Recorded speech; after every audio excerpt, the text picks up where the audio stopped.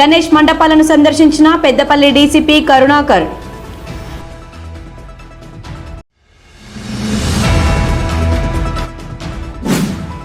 గోదావరిఖని పట్టణంలో దివంగత ఉమ్మడి ఆంధ్రప్రదేశ్ మాజీ ముఖ్యమంత్రి వైఎస్ రాజశేఖర్ రెడ్డి వర్ధంతి వేడుకలు.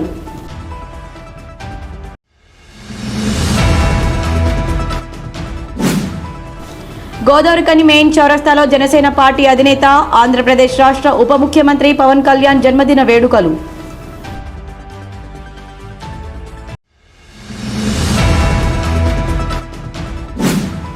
గణపతి నిమజ్జనం ఉత్సవాలను దృష్టిలో ఉంచుకొని గోదావరిఖని హనుమాన్ నగర్ ప్రధాన రహదారిలో రోడ్డుపై ఏర్పడిన పెద్ద గుంతను వెంటనే మరమ్మతు చేయాలి. సంబంధిత అధికారులను కోరిన బీజేపీ ఎస్సీ మోర్చా జిల్లా నాయకులు మచ్చ విశ్వాస్.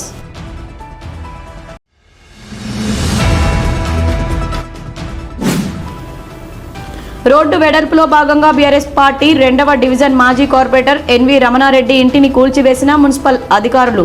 సొమ్మసిల్లి పడిపోయిన కార్పొరేటర్ భార్య.